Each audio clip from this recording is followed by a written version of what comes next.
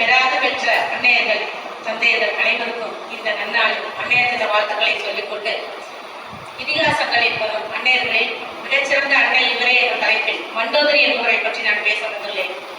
மண்டோதரி இலங்கை வேந்தன் ராவணனின் மனைவி. நாம் எல்லோரும் அறிந்திருந்தார்.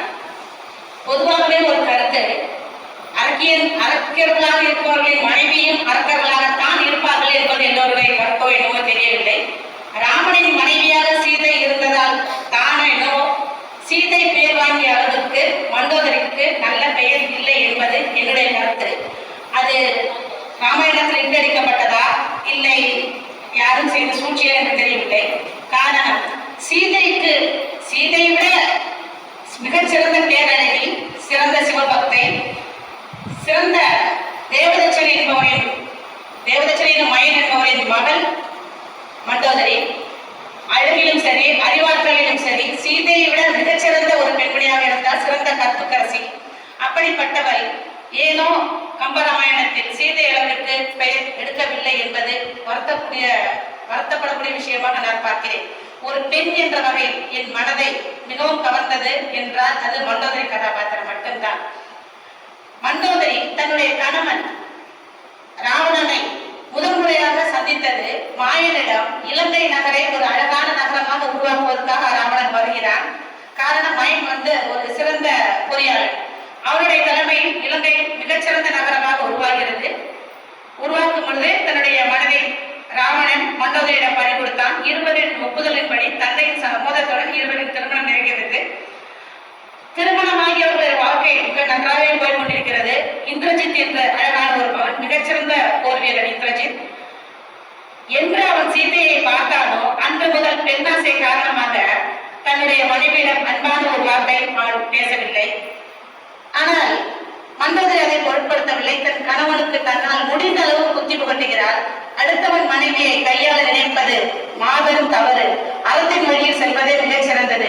6 அறிவு படைத்த மனிதனுக்கு 5 அறிவு படைத்த மிருகங்களும் கூட அற வழியில் சென்றால் தான் துணை நிற்கும்.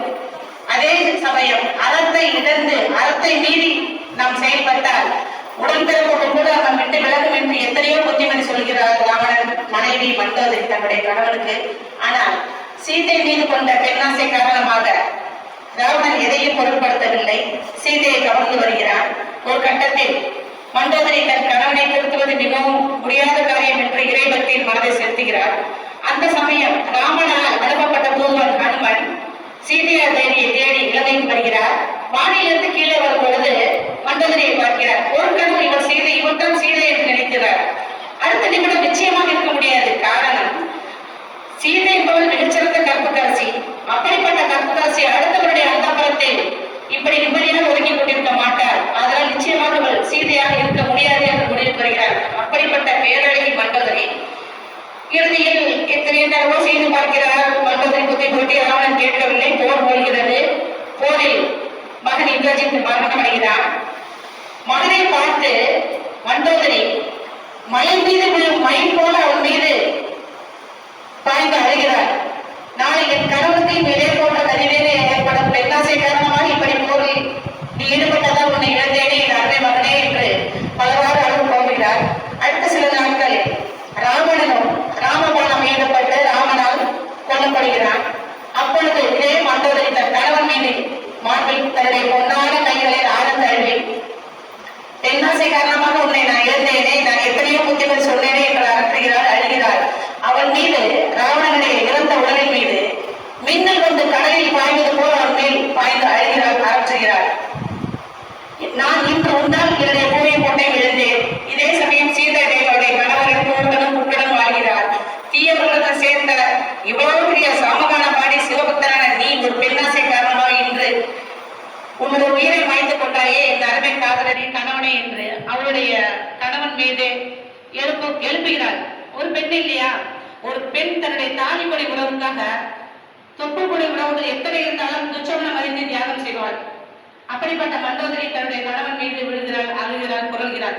கணவன் மனைவி தனித்திருக்கும் சமயத்தில் அன்பான மொழி அவர்களுக்கிடையே சங்கேத மொழிகள் எல்லோருக்கும் இருக்கும் அல்லவா? அந்த ஒரு அன்பான வார்த்தை சொல்லி அவனை எழுப்புகிறாள். அவனை எழவில்லை. இறுதியில் அவனுடைய இறந்த உடல் மீதே விழுந்து தன்னுடைய உயிரை மாய்த்துக் கொள்கிறாள் மண்டோதரி. இங்கே மண்டோதரி இத்தனையோ சொல்லி ஒரு அரக்கனின் மனைவி என்ற காரணத்தினால என்னவோ யாரும் அவளை ஒத்துக்கொள்ளவில்லை. அவருடைய ராவணனின் தீய குணங்களினால் மண்டோதரிய குணங்களும் வெளியே எடுபடாமல் போனது என்றுதான் நிதர்சனமான உண்மை. என்னதான் ஒரு ஆண்மகன் தினவெடுத்து சுற்றி அடைந்தாலும் ஒரு கற்பகரசியாக ஒரு பெண் வீட்டில் இருந்தால் அவனுடைய இறுதி காலம் நிச்சயமாக அவருடைய மனைவியின் காலடியில் தான் என்று கூறிக்கொண்டு மண்டோதரி மிகச்சிறந்த கற்பகரசி. ஒரு ஆண் ஒரு மனைவியின் ஆன்மாவில் தான் இறுதியில் குடியிருக்க முடியும். நிச்சயமாக கம்பர் வந்து ஒரு பெண் ஒரு உச்சநிலை அடைவது என்றால் தன்னுடைய கணவனிடம் அவள் இருக்கும் நிபந்தனை மட்டும்தான். இறுதியில் ராவணன் மண்டோதரி இருவரும் இருக்கிறார்கள். இறந்த உடனே முதலில் யாரை அடக்கம் செய்கிறார்கள் தெரியுமா?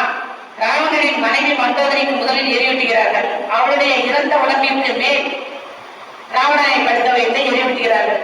இதிலிருந்து எனக்கு தெரிந்தவரை மிகச்சிறந்த தாயார் அன்னையார் என்றால் மண்டோதரி மட்டுமே என்று கூறி என்னைக்கு ஒரு பொருட்டாக என்னை வாய்ப்பளித்த அனைவருக்கும் நன்றி கூறி விடைபெறுகிறேன். நன்றி, வணக்கம்.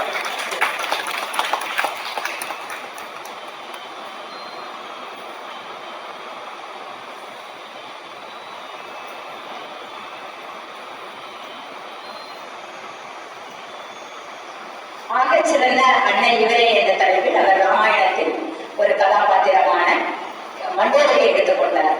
அவர் இந்திரஜித் அம்மாவை எப்படியெல்லாம் தன்னுடைய மகன் மேல அவங்க பத்தி வச்சிருந்தாங்க, அனுபவிச்சிருந்தாங்க, கணவர் மேல பத்தி வச்சிருந்தாங்கன்னு சொன்னாங்க.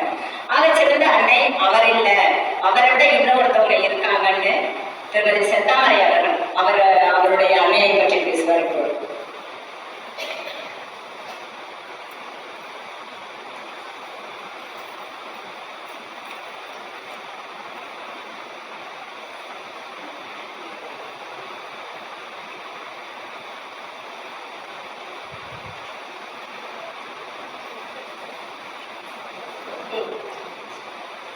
அருட்பெரும் ஜோதி, அருட்பெரும் ஜோதி, தனிப்பெருங்கருணை, அருட்பெரும் ஜோதி. இங்கிருக்கும் அனைவருக்கும் என்னுடைய வணக்கத்தையும் அன்னையின் தின நல்வாழ்த்துக்களையும் தெரிவித்துக் கொள்கிறேன். அதாவது ஆகச்சிறந்த தாயாக விளங்குவள் மாதவி அப்படிங்கிற தலைப்பை பற்றி நான் பேச போகிறேன். சிலப்பதிகாரத்தில் நம்மளுடைய தமிழ் முதல் காவியம் இலக்கியம் பார்த்தீங்கன்னாக்க சிலப்பதிகாரம் மனைவிகளில் இளங்கோவடிகளும் சித்தரை சாத்தினாரும் அழகாக 3 பெண்களுடைய வாழ்வை பற்றி மிக அழகாக எடுத்து சொல்லியிருந்தாரு. பார்த்தீங்கன்னா அதுல மாதவி ஒரு கணிகுல பெண்மணி, கணிகுலத்தில் பிறந்த ஒரு பரத்தையர் குல பெண்மணி. அது ஆடி பாடி நடனம் ஆடி அவங்களுடைய குலத்தொழிலாக அதை செய்து கொண்டு வருவாங்க. அவங்களுக்கு மணிமேகலை என்ற ஒரு பெண் இருக்கிறார். கோவலனுக்கும் மாதவிக்கும் பிறந்த பெண் மணிமேகலை. அவங்க பாத்தீங்கன்னாக்க ஒரு பரத்தையர் குடும்பத்தில் பிறந்தாலும் மாதவி தன்னுடைய பெண்ணை நல்ல வழியில் கொண்டு செல்ல வேண்டும் என்பதற்காக தன் பெண்ணை மணிமேகலையை துறவரம் கொண்ட புத்த மதத்தை பின்பற்ற வேண்டும், புத்த மதத்தை துறவையாக வேண்டும் என்று தன்னுடைய பெண்ணை நல்வழிப்படுத்துகிறாள். இதிலிருந்து என்னவென்றால் ஒரு பரத்தையர் குடும்பத்தில் பிறந்த பெண்ணாக இருந்தாலும் மாதவி தன் குல வழக்குப்படி இல்லாமல், அதாவது கண்ணகி நல்ல ஒரு கற்புக்கு அரசியாக திகழ்கிறாள். ஆனால் அவர் நல்ல பெருங்குடியில் பிறந்து வந்தார். ஆனால் மாதவி அந்த மாதிரி இல்லை.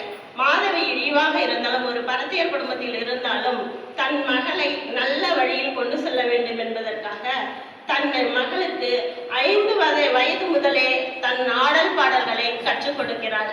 5 வயதிலிருந்து 7 ஆண்டுகள் நடன பயிற்சியை கற்றுக் கொடுத்து அரசவைகளில் முன்னால் சோழ அரசவையில் அவையில் அவள் அரங்கேற்றம் செய்கிறார். அப்பொழுது அரங்கேற்றம் செய்யும் பொழுது அங்கிருந்து